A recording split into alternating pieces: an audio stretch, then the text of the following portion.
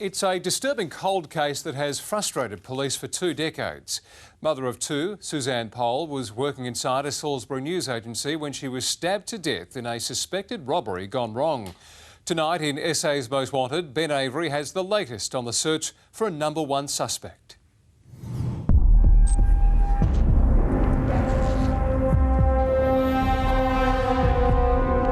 Sometime between 9 o'clock and 10 past 10 last night, she was brutally stabbed to death.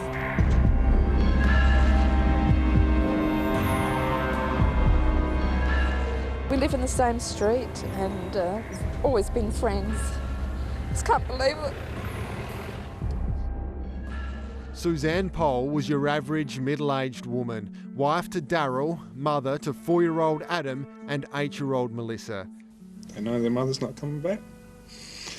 I suppose that's the sort of thing that will stay with you for the rest of your life. It was late night shopping at the Parabank Shopping Centre on April 29, 1993. Suzanne was working alone at the Sands and McDougall news agency. And it appeared that she was closing up around 9 p.m. and someone has entered the shop.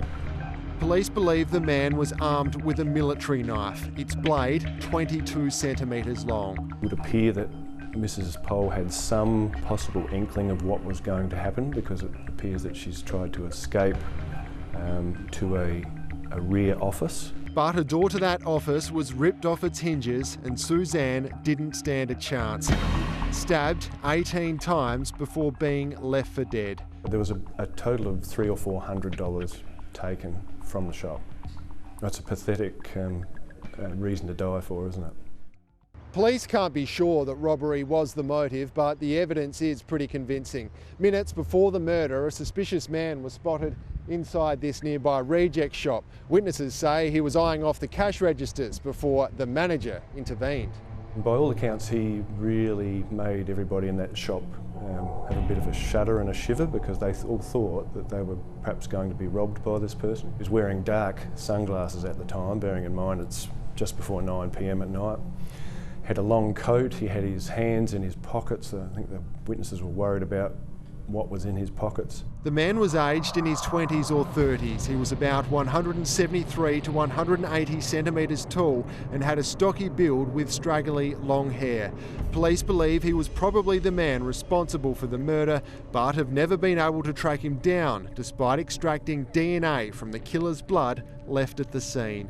Local, national and international DNA databases have been searched for this profile without success.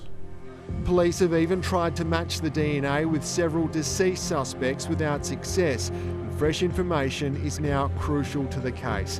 Anyone who can help is urged to contact Crime Stoppers on 1800 333 000. Ben Avery, 9 News.